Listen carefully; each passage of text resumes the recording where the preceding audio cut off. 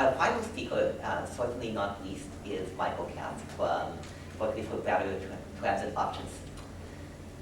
Well, speak up here or come up here? We're going to stay here. There are two of us. Doug Buchwald is also here. Oh, and Doug Buchwald. And Gail Garcia is here.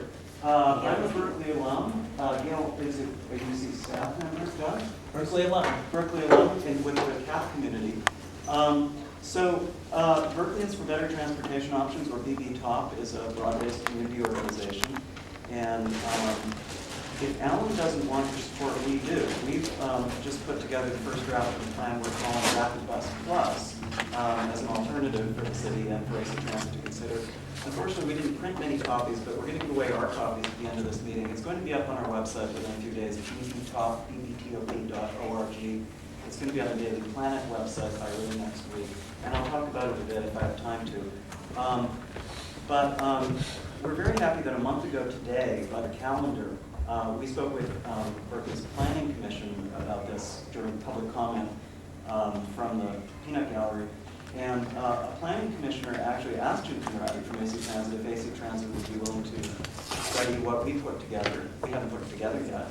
And Jim immediately said yes, and we were very gratified by that. So we're taking seriously being, thank you, Igor, being a legitimate stakeholder in this. And we're trying to come up with a constructive and positive plan to kind of create the best transit situation we can in East Bay.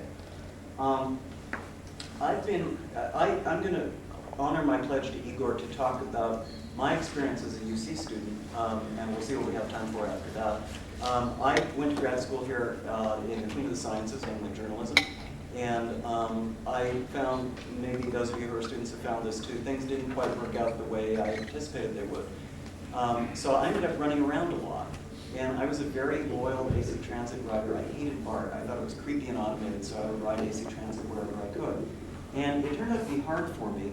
One reason was I ended up living in a lovely bungalow beside a creek down in the Diamond District of Oakland. It's a secret area off Gardner Boulevard near High Street. Wonderful place. Getting to UC Berkeley by bus was an hour each way. It was a horrible commute. I kept doing it. I'll tell you about that commute in a moment, but I also ended up doing these consulting short jobs in places like San Ramon, which is out over the hills, between the two lanes, the two BART lines, and there's nothing very fast connecting the two of them, so I would end up having to drive to these gigs, which I didn't enjoy. I actually was either the person or one of a few people who is so fond of BRT, the technology, that I convinced Berkeley's Planning Commission to put BRT language into the current version of Berkeley's general plan. I think it's great technology if it's applied properly. The question is where you put it and where you get the best outcomes.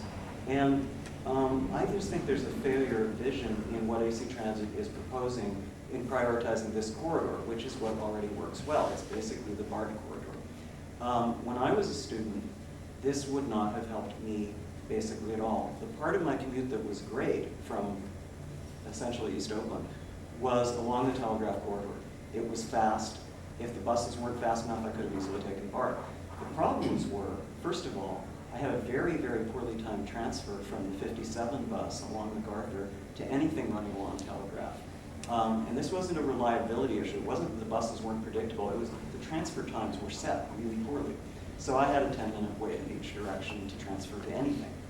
The second problem was that the 57 was along MacArthur was a milk run. It just lumbered along, and it took forever.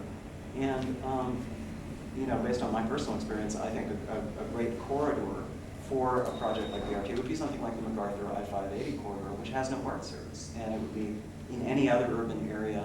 A major investment would be targeted at the places where the subway doesn't go, not at a corridor that's between 1 and 7 blocks from the existing subway line. And then there's a third issue that some of these 57 buses basically function as school buses. And I'm not that far removed from being in K-12, and some of you are even less far removed. But if you have a long bus ride and you're trying to do some homework on the bus, you know what it's like to be with a bus full of very loud middle school, high school students. And we have a skeleton staff as a community group who's been riding buses and surveying people. And one of the things we're finding out is this is still true. There are some runs of some buses that essentially function as school buses. All students get on at one point, they all get off at another point, And these could be limited run express buses to better serve the students and also create a better environment for everyone else. So these are the kinds of things we're looking at. I think I'm going to have to talk about Rapid Bus Plus in questions because I've used up some time. Doug?